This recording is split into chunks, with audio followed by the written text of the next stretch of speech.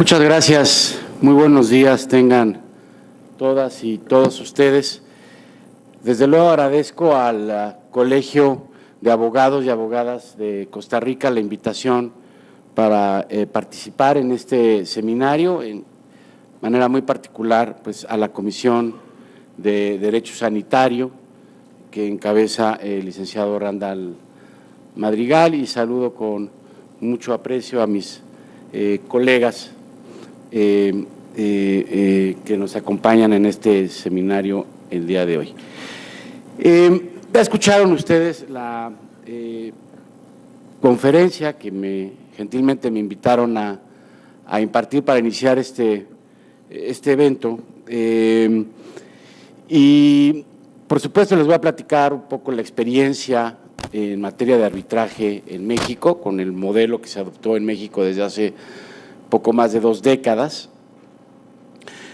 Pero también quiero hacer énfasis en la importancia no solamente de tener esquemas para la atención propiamente del conflicto o de los conflictos, sino cómo podemos darle un valor instrumental a ese conocimiento generado de la atención de los conflictos para incidir en acciones que permitan la prevención del mismo en el futuro.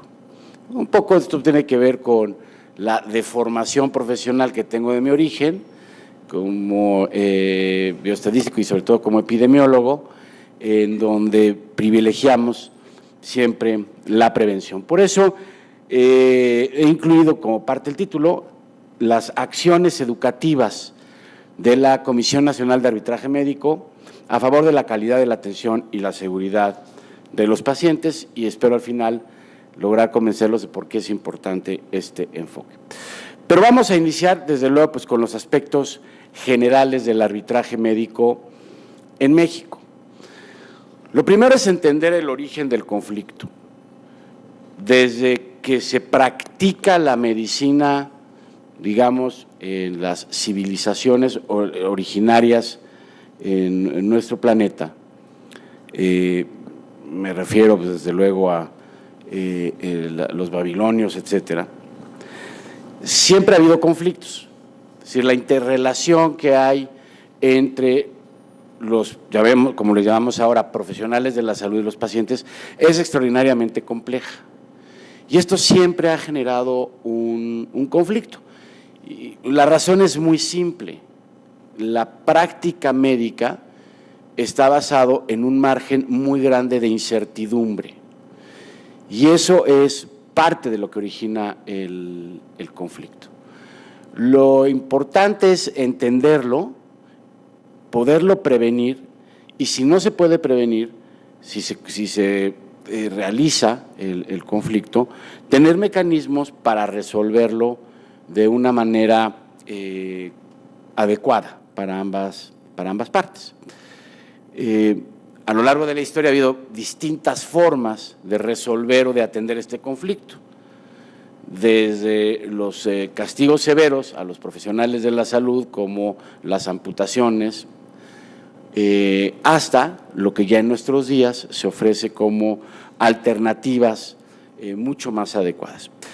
Entonces, lo importante es entender que estos conflictos surgen de manera muy compleja, pues, por muy distintas situaciones en esta interrelación entre los pacientes y los médicos, entre los pacientes, los médicos y la población, y entre los pacientes, los médicos y la forma en la que operan las instituciones o las organizaciones de salud.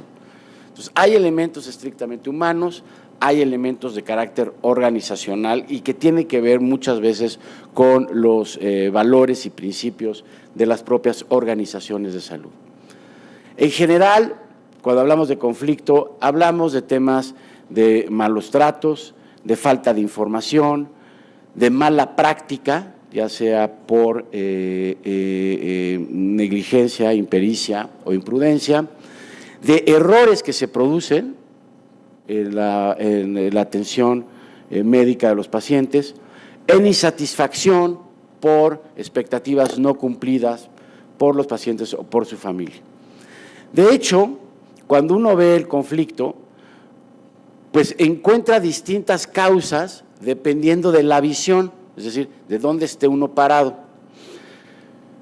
Si uno lo toma desde la visión de las organizaciones de salud, ahí lo que encontramos es explicaciones al origen de los conflictos que tienen que ver con las altas cargas de trabajo, con recursos que son insuficientes, con la propia burocratización de las organizaciones, con la falta de suficiente equipo o de insumos, o con la institucionalización de una medicina defensiva.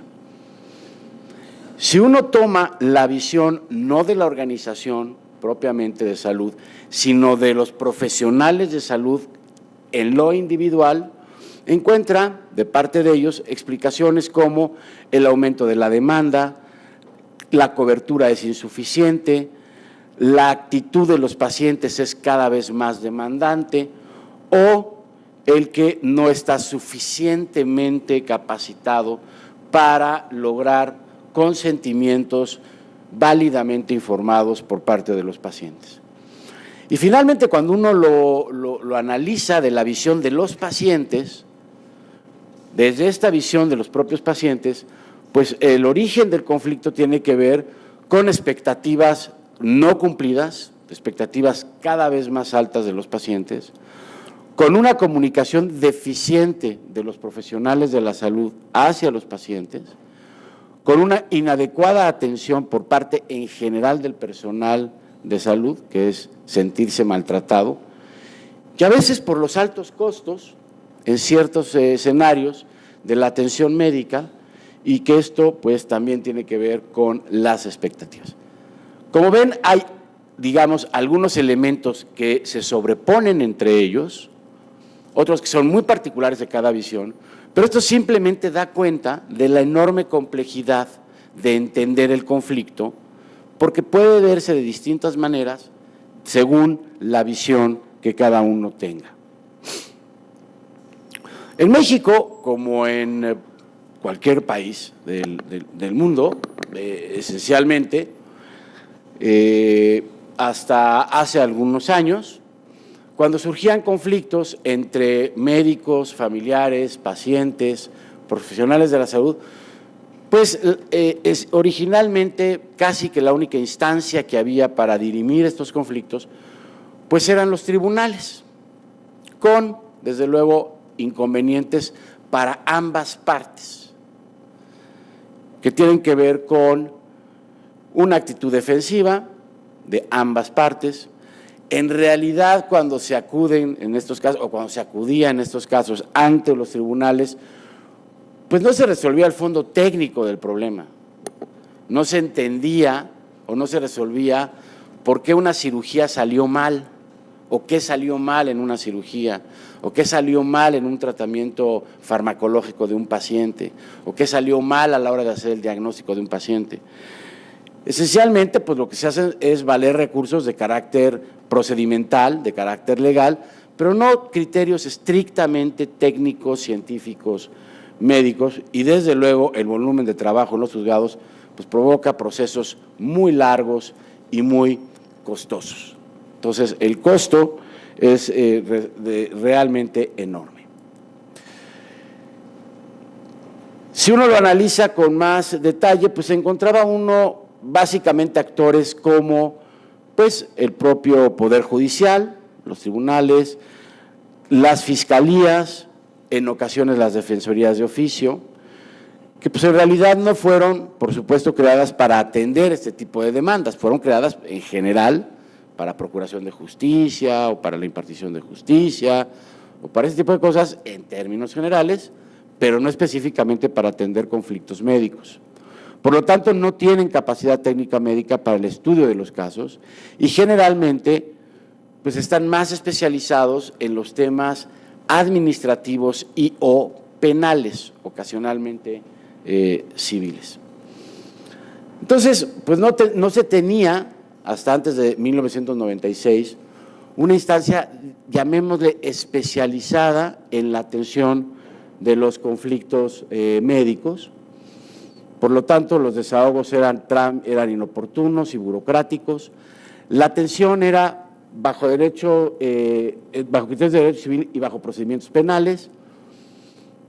Esto genera una gran desconfianza de los servicios médicos y desconfianza de los propios médicos. Hay problema en donde pues, se llega a afectar a los profesionales de salud de manera muy importante.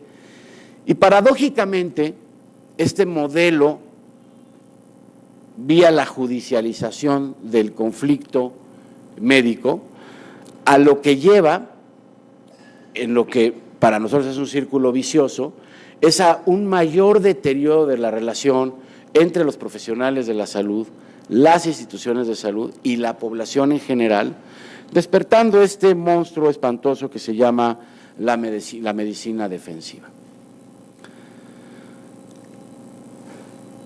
Justo en 1996, y de manera muy interesante, digamos, como una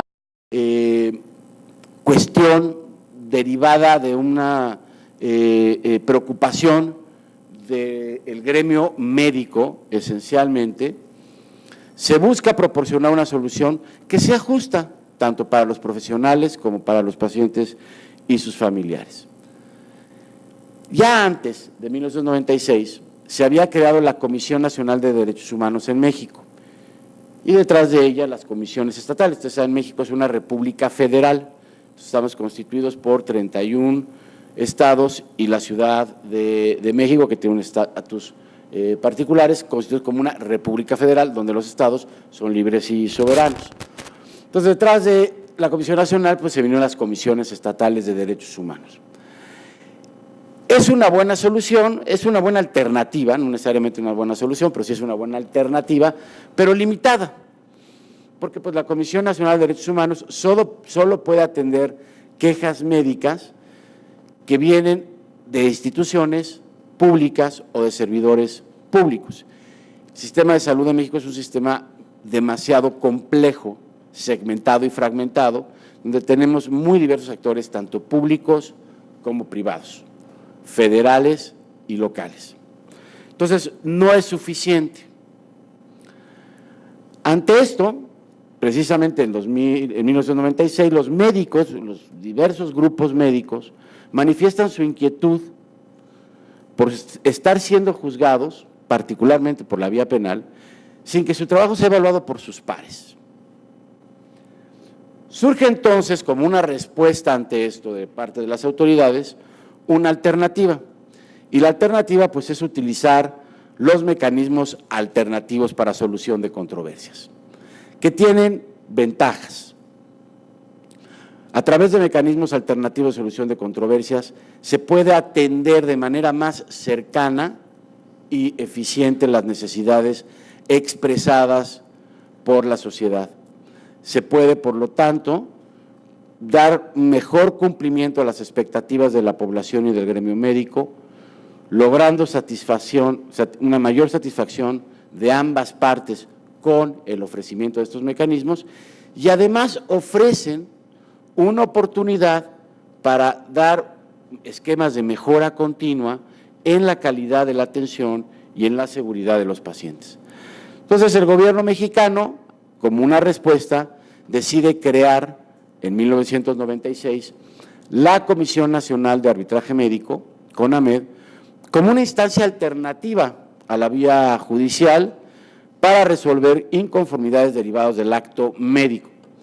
Y esto lo enfatizo porque la materia en la que actúa la Comisión Nacional de Arbitraje Médico tiene que ver con conflictos en donde hay de por medio un acto médico, un encuentro entre un paciente y profesionales de la salud y un acto realizado bajo estos criterios de acto médico.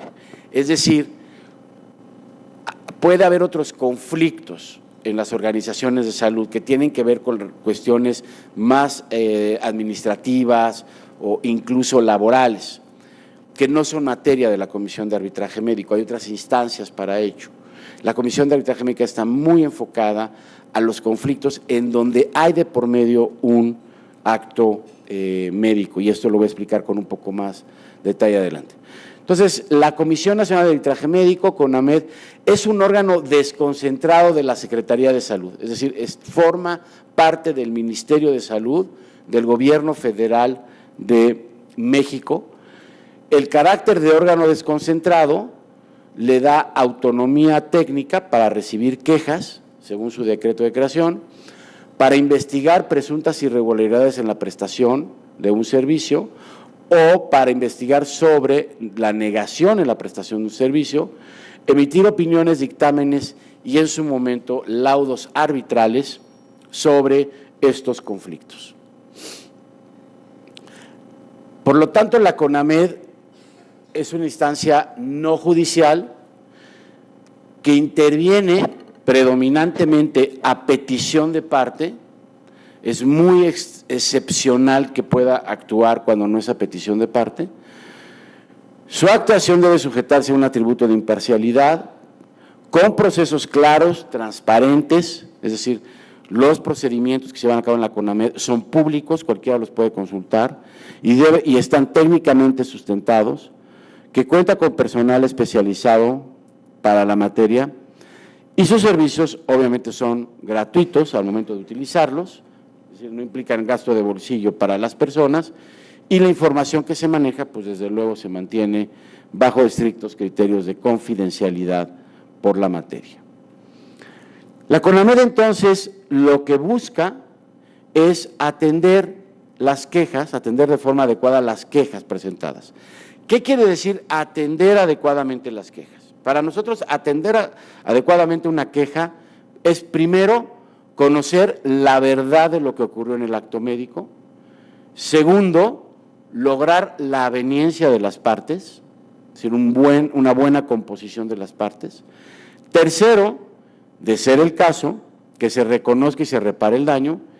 Y cuarto, a nivel de las organizaciones de salud, que se conozca esto para poder implantar mecanismos para evitar la recurrencia de este tipo de eventos.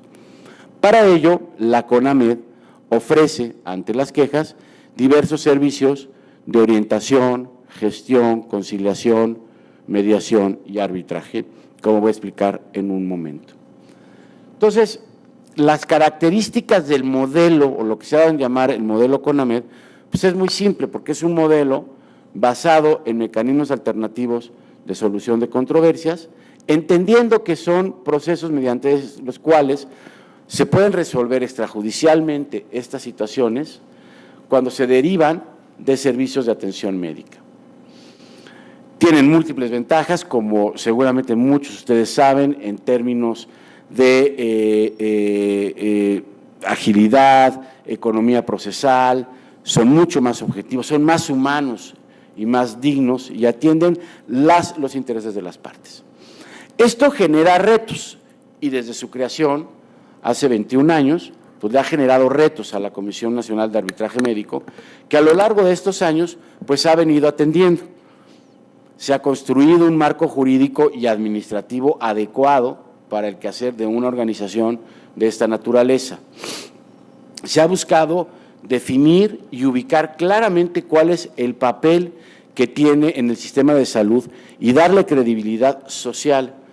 Una de las ventajas de que la comisión forme parte de la Secretaría de Salud es que el secretario de Salud, como cabeza del sistema, se reúne al menos 4 veces al año en una asamblea que conocemos como el Consejo Nacional de Salud, donde están los ministros de salud de cada uno de los estados y además están los titulares de las principales instituciones de seguridad social en México para discutir de manera colegiada temas de políticas públicas, programas, servicios, evaluaciones. Y el titular de la Comisión Nacional de Arbitraje Médico forma parte de este consejo con voz y con voto, lo cual le da un escenario para darle un papel mucho más protagónico en lo que es las políticas públicas en materia de salud. Se ha trabajado y se trabajó en la lógica del proceso de análisis de casos, es decir, hay una metodología para analizar cada uno de de los casos que llegan a la CONAMED, cada una de las quejas. Hay una metodología que se aplica de manera estricta en términos de análisis lógico-deductivo. Se ha cuidado mucho el perfil de los profesionales que participan en la comisión, se le ha buscado dar capacidad resolutiva y la difusión de la información y apoyar a la calidad. Son retos permanentes, no son tareas acabadas, sino son tareas dinámicas que se están atendiendo de manera permanente.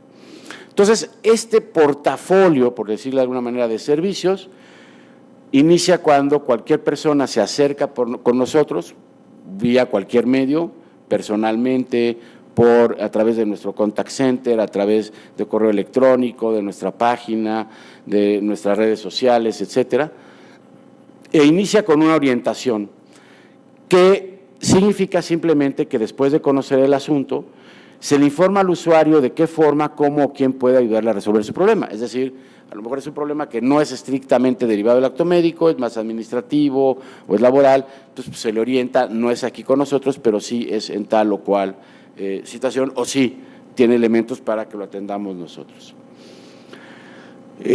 Si ese es el caso, ofrecemos una asesoría especializada. Esta asesoría siempre participan tanto un médico como un abogado. A partir de este momento vamos formando binomios entre médicos y abogados para atender todo el proceso de estos casos, y la asesoría consiste esencialmente en entender mejor cuál es el motivo de queja para ver cómo se puede armar adecuadamente la queja.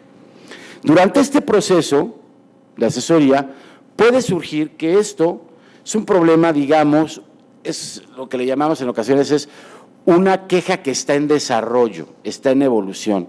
Es decir, oiga, mi problema es que tengo un familiar que tiene 48 horas en un servicio de urgencias, no nos dicen qué tiene, no sabemos cuál es el diagnóstico, no sabemos qué van a hacer con él, no sabemos si lo van a hospitalizar o no. Cuando esto se detecta, podemos nosotros detonar una gestión inmediata, intervenir para interrumpir esta queja en evolución directamente con las instituciones, tanto públicas como privadas, para entender qué está pasando el asunto y pedir la intervención de alguna autoridad, si fuera el caso, a fin de que esto no se concrete en una queja y se resuelva durante este proceso de trámite o de evolución. Si no es el caso, entonces se admite la queja.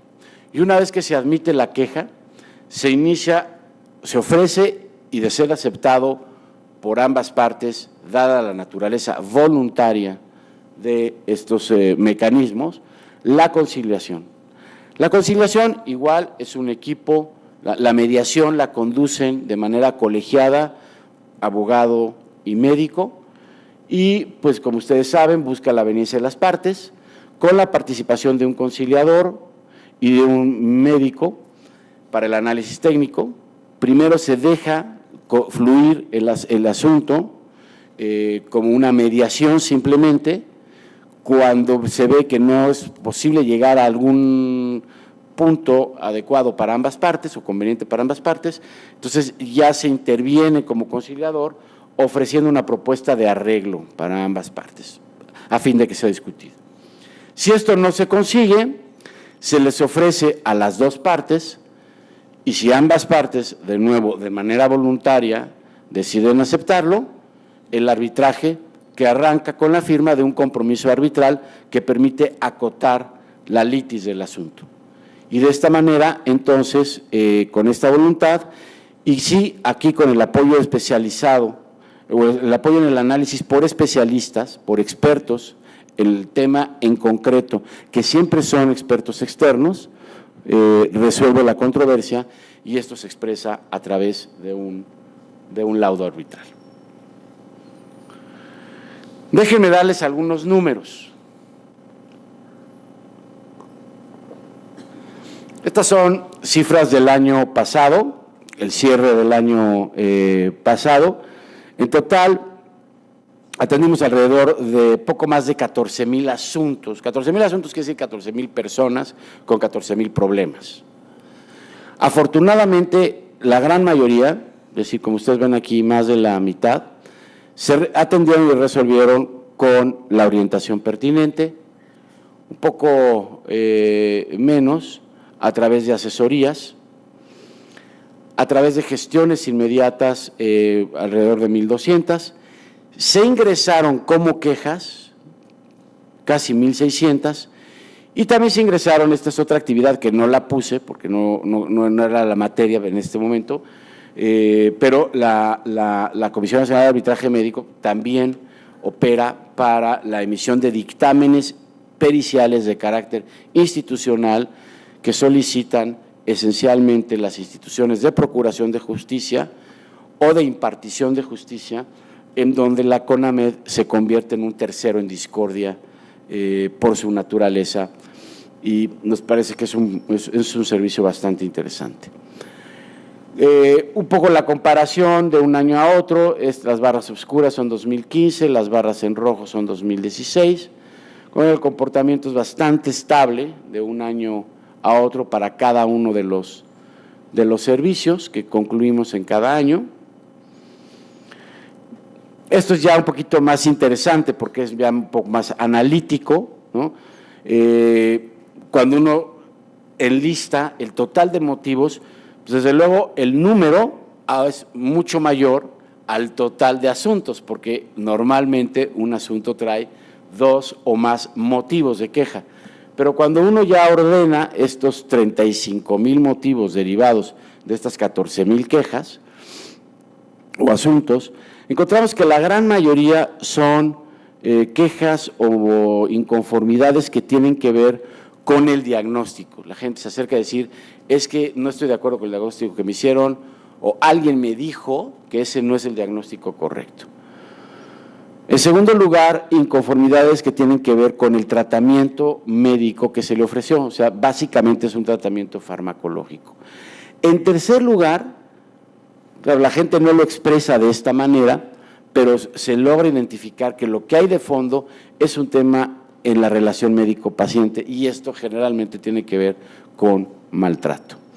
En cuarto lugar, son inconformidades relativas con tratamientos quirúrgicos, y en quinto lugar con deficiencias administrativas que no siempre son parte de la materia de la CONAMED, y en la orientación los canalizamos hacia los lugares donde pueden resolverse. También de manera muy interesante, de las 1,200 gestiones inmediatas que se hacen, que se hicieron el año pasado y que son más o menos las mismas que se hacen cada año, cuando uno lo desagrega por el tipo de institución ante la cual se tuvo que hacer la gestión, pues se encuentra uno este fenómeno. Primero lo describo y después intento dar una explicación. En primerísimo lugar se encuentra el Instituto Mexicano del Seguro Social, ¿no?, más de la mitad.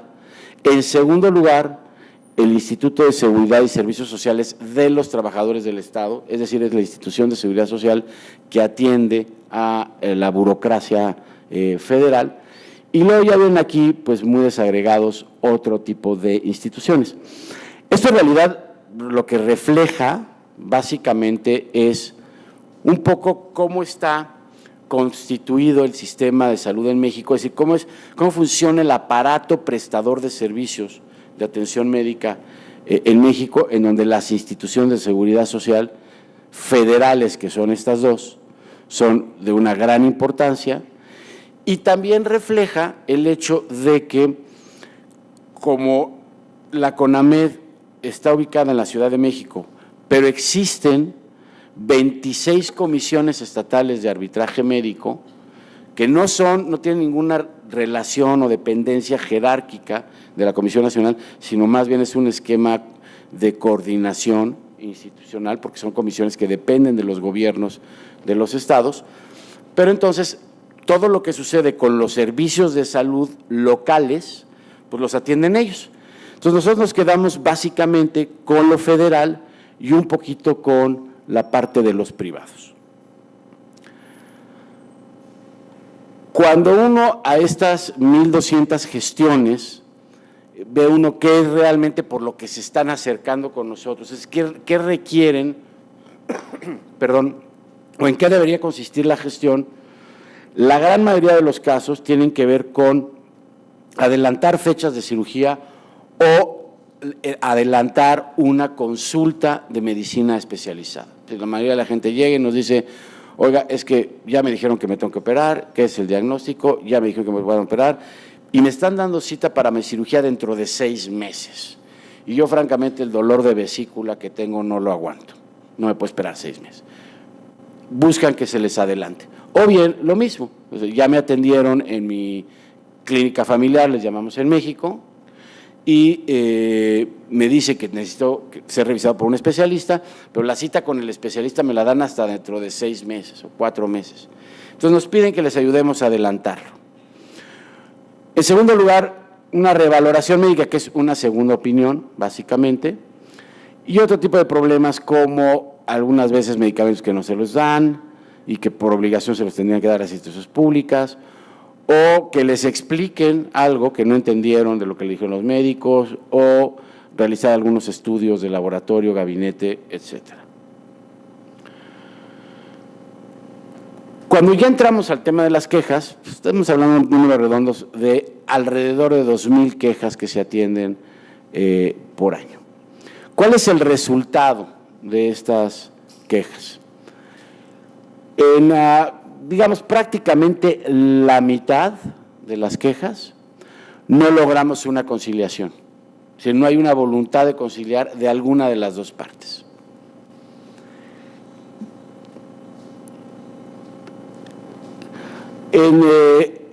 Y en más o menos 600 de estas 1,200, ¿no? Es un poco más de una cuarta parte, logramos un arreglo, logramos una conciliación. Hay un número que es un número que sí nos preocupa realmente, que son, el año pasado fueron 300 de estas quejas, es decir, alrededor de 15% del total, en donde, bueno, aquí se le pone pomposamente falta de interés procesal, pero lo que quiere decir esto, y ustedes lo deben saber mejor que yo, pues son abogados, quiere decir simplemente que no nos hicieron caso, ¿no? El prestador de servicios le dijimos, oye, aquí hay una queja contra ti, se trata de un asunto así, ven a platicar, mándanos la información, te explicamos de qué se trata, te invitamos a lograr una conciliación, y simplemente el prestador de servicios dice, pues mira, te mando la información, pero no quiero saber nada, y como yo sé que esto es voluntario, no tengo voluntad y no lo quiero hacer. Entonces, simple y sencillamente no nos hacen caso, ¿no? Y bueno, algunos de los que no se logró la conciliación, pues entraron al tema del arbitraje y logramos poco más de 80 laudos el año pasado. Entonces, más o menos, el índice de efectividad de la comisión, si lo quieren llamar de esa manera, es de estos 2,000, pues le quitamos estos 300, me quedan 1,700, y de estos 1,700 logramos o conciliar o un arbitraje en alrededor de 700 y en un poco menos de 1,000, pues ya no logramos la conciliación y quedando a salvo sus derechos se fueron a otro lado. Y bueno, estas 4 que están aquí básicamente son acumulación de autos, lo que explica estos cuatro casos. De estas 2,000 quejas, de nuevo, ¿de dónde vienen? Pues vienen de las instituciones que mejor reflejan cómo se comporta el aparato prestador de servicios de salud en México. Entonces, en primer lugar, pues el Instituto Mexicano del Seguro Social, porque es el prestador de servicios más grande de servicios de salud que hay en México. En segundo lugar, los servicios privados. En tercer lugar, el segundo prestador de servicios de seguridad social, que es el ISSSTE, y luego algunos otros. Pero esta es, digamos, nuestra clientela en materia de quejas, de dónde proviene.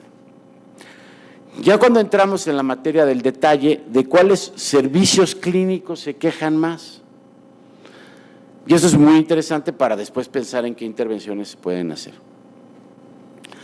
Ustedes pueden ver aquí que el primer lugar se lo lleva, y así ha sido además a lo largo de los últimos años, esencialmente, el servicio de ortopedia. Es el primer lugar visto de esta manera.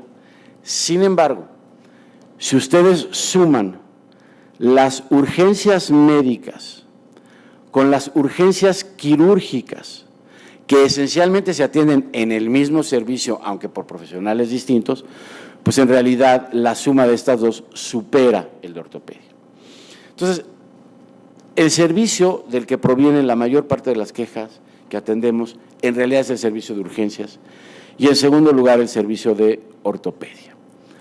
Después vienen otros, aquí aparece cirugía general y aquí aparece, por ejemplo, medicina familiar, pero si suman ginecología y obstetricia, que esencialmente es el mismo servicio generalmente ofrecido por los mismos prestadores, pues verán que también ocupa un lugar importante, al menos el cuarto lugar, ¿no?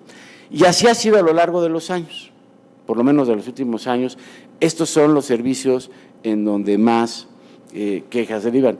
También son servicios que tienen una gran demanda, hay que entenderlo de esa manera. Esto es nada más información adicional. En general, como les decíamos, hacemos también dictámenes periciales de carácter institucional. Lo que emite la comisión es finalmente un dictamen en donde puede haber 4 posibles conclusiones. La primera conclusión es que no hay evidencia de mala práctica, que es más o menos el 30%. La segunda conclusión es que hay elementos de mala práctica, pero estos elementos no tienen una relación causal con los posibles daños provocados en los pacientes. Esto es más o menos una tercera parte. Y elementos de mala práctica en donde sí hay una relación causal con posibles daños que afecten a los pacientes, 36%. Y más o menos una proporción muy pequeñita lo devolvemos a las instituciones diciendo que no tenemos elementos suficientes para pronunciarnos. De los que tienen mala práctica con relación causal, el tipo de lesión que se les produce son, en primer lugar, muerte, en segundo lugar, lesiones permanentes y, en tercer lugar, lesiones temporales. Bueno, esta información, además de difundirla y de presentarla para que todo el mundo la conozca, nosotros queremos darle un valor adicional, queremos darle un valor para poder tener elementos que ayuden a mejorar la calidad y la seguridad de los pacientes. Y en ese sentido, algo en lo que ponemos particular énfasis es en este concepto de la cultura de seguridad del paciente. Cultura de seguridad del paciente se define como el conjunto de valores, actitudes, percepciones, competencias y objetivos que deben poseer los profesionales de la salud, en tanto personas, en tanto individuos, y como una organización, con el propósito de disminuir los riesgos y los daños al paciente en los establecimientos de salud. Todo lo que se hace en medicina lleva un riesgo, todo, desde la intervención más simple, que puede ser prescribir un antiinflamatorio o un analgésico, hasta la cirugía más compleja que se puedan ustedes imaginar. La obligación es disminuir los riesgos y daños posibles al paciente. Esto es un estudio que publicamos recientemente, este mismo año, en la revista, CONAMED tiene su propia revista científica.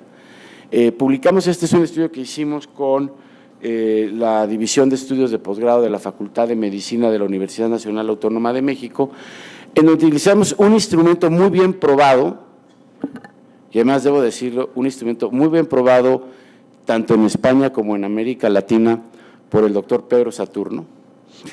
Lo menciono porque es amigo aquí de nuestro colega.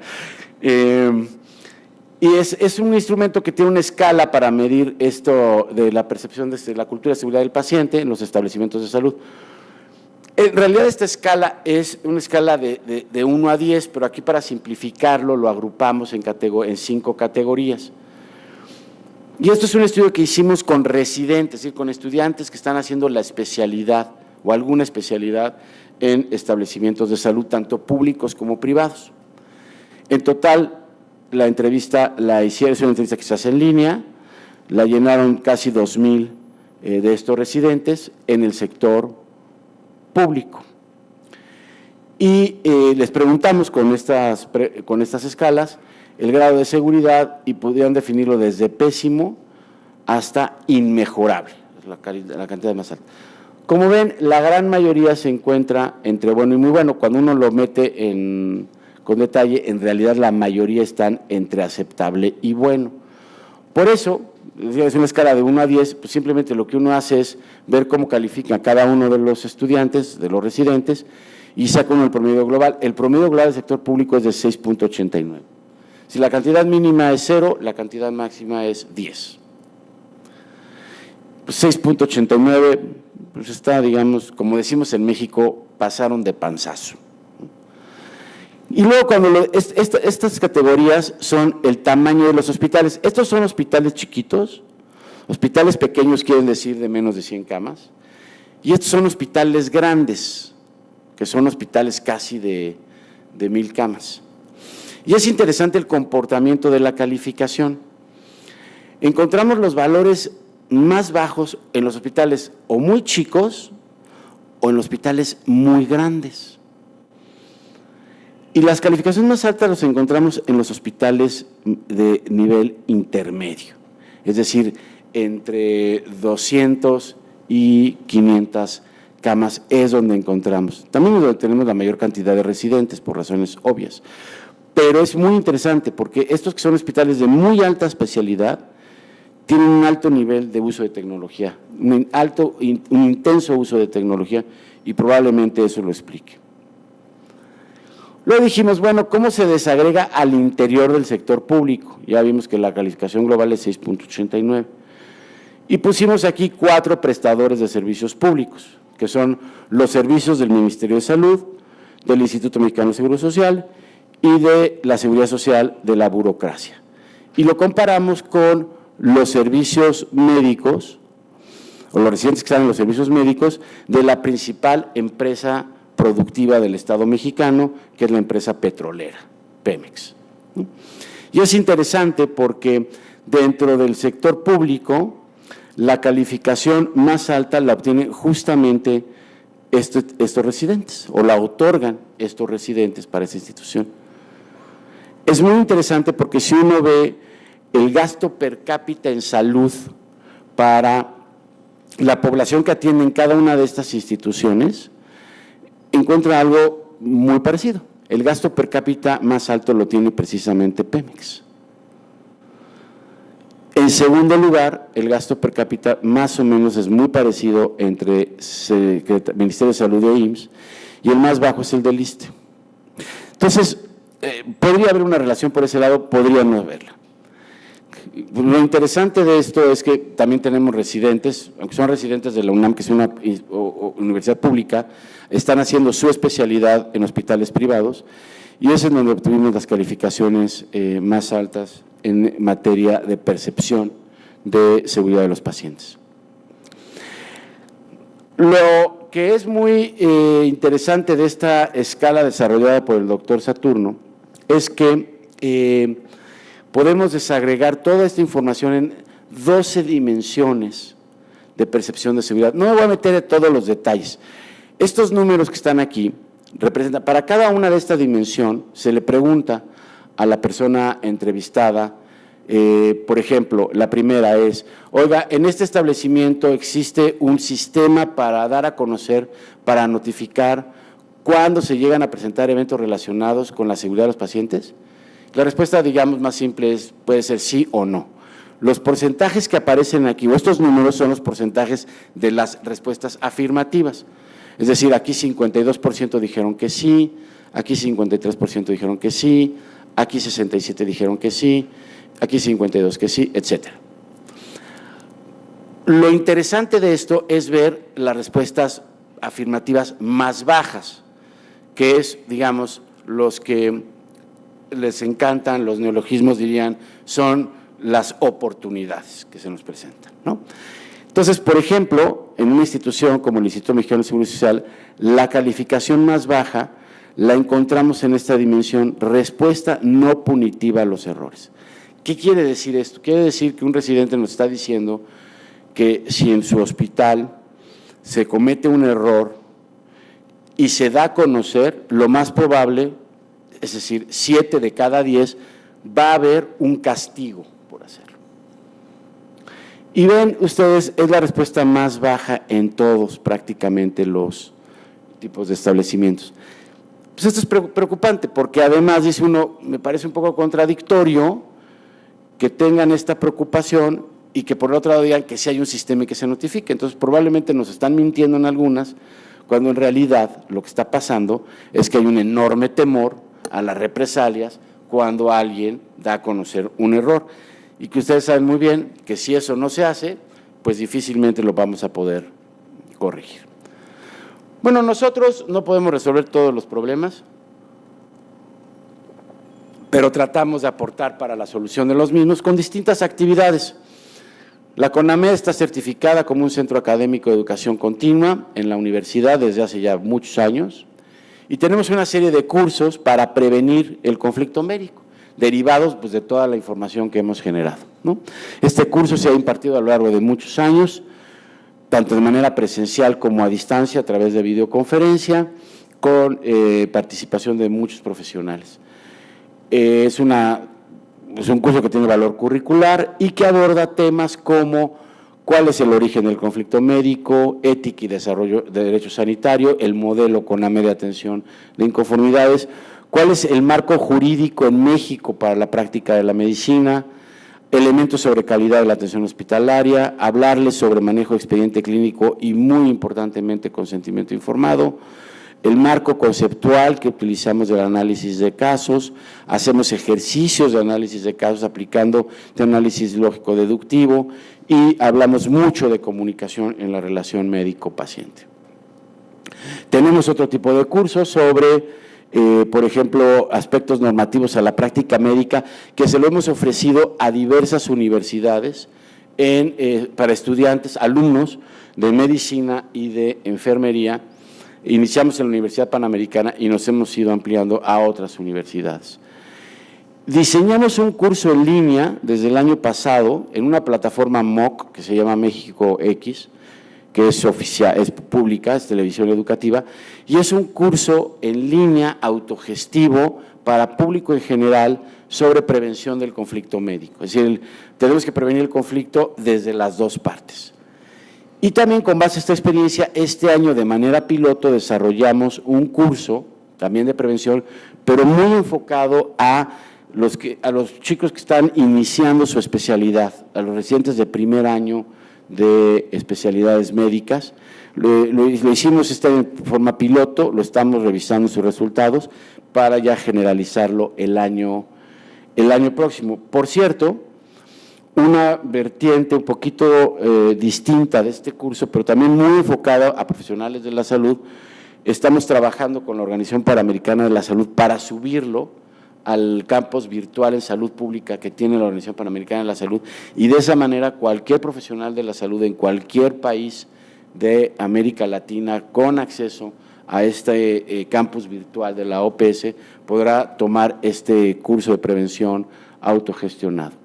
Tenemos además actividades de difusión como son conferencias, cada año se lleva a cabo un simposio conmemorativo del aniversario de la comisión. Tenemos también pues, nuestra revista de publicación trimestral y hemos activado un blog que se llama CONAMED Contigo, que lo activamos en el mes de julio y de julio a la fecha tenemos 135,000 visitas a este blog. Lo hicimos además también con la apertura de nuestro propio canal de YouTube. A manera de consideraciones finales, empezamos con mecanismos alternativos, quiero terminar con mecanismos alternativos. A pesar de que en todos los foros hablamos de las enormes bondades de los mecanismos alternativos, todavía encontramos mucha resistencia y falta de aceptación para utilizarlos. Perdón que lo diga, pero por parte de abogados, de personal de salud, de instituciones de salud y de aseguradoras. ¿Por qué existe esta falta de aceptación? Bueno, esto es el caso de México. No digo que pase lo mismo en Costa Rica. En el caso de México, con los abogados, pues no aceptan los mecanismos alternativos, a veces por intereses económicos, a veces por desconocimiento o a veces por falta de experiencia de cómo manejarlos. Y esto pues tiene consecuencias. Nos lleva a procedimientos prolongados y cosificados, afectaciones patrimoniales, emocionales, sociales y profesionales de las personas afectadas, nos lleva a desarrollar medicina defensiva y detrimento en la calidad de la atención. También hay falta de aceptación por los propios profesionales de la salud. ¿Por qué? Por desconocimiento, por temor a enfrentar la controversia. A veces todavía tenemos muchos médicos ubicados en este modelo paternalista que decíamos, que nos comentaban hace un rato, o porque tienen información o mala información o desinformación, información desvirtuada. ¿Por qué las instituciones no siempre aceptan? Por falta de interés de la propia institución o porque puede afectar su imagen, igual temor a controversias y temor a evidenciar, sobre todo las instituciones públicas, carencias y desviaciones administrativas. Tiene sus consecuencias, dejan al personal de salud que enfrente el proceso por la vía judicial solo, con afectaciones laborales, con falta muchas veces de respeto por parte de la institución de salud a los derechos de su propio personal.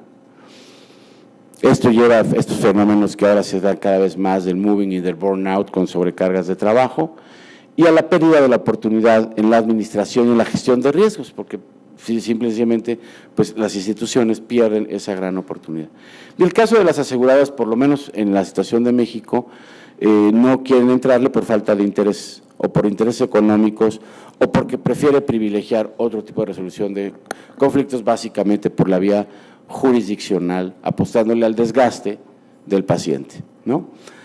Aducen que sus pólizas no contemplan pago de laudos, lo cual no necesariamente es cierto, que les afecta patrimonialmente porque afecta su grado de siniestralidad y que son procedimientos y nos llevan a procedimientos largos y justificados. El problema es, sobre todo para los profesionales de la salud y posiblemente también para los pacientes, es que la falta de aceptación de los mecanismos alternativos pues nos lleva a desarrollar lo que se llama, o lo que hemos llamado el síndrome postdemanda, que es terrible tanto para los profesionales y también para los propios pacientes. Entonces, a manera de conclusión, nosotros pensamos, sí, hay una instancia que atiende las controversias, que pretende ser exitosa en eso, pero que a partir de esa experiencia puede desarrollar intervenciones educativas para prevenir los conflictos derivados del acto médico, para avanzar en una gestión de calidad de la atención. Desde luego hay que fortalecer los mecanismos alternativos, fortalecerlos legalmente. Mañana hablaremos un poco de esto en la mesa redonda. Sí, nuestro objetivo es evitar la judicialización de los conflictos, claramente lo digo.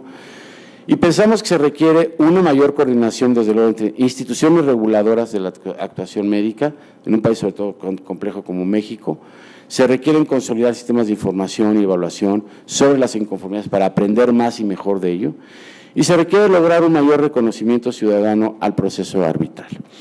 Y finalmente, pues yo diría que estando en un foro, en un escenario como el Colegio de Abogadas y Abogados de Costa Rica, pues la CONAMED, esta experiencia rica, sobre todo en intervenciones de carácter educativo, la ponemos a disposición del colegio para que se use y se logre a través de estos mecanismos, pues privilegiar este tipo de atenciones a los conflictos derivados de los actos médicos o del acto médico. Y finalmente, agradeciendo su atención, pues los invito a que nos sigan en nuestras redes sociales. Muchas gracias.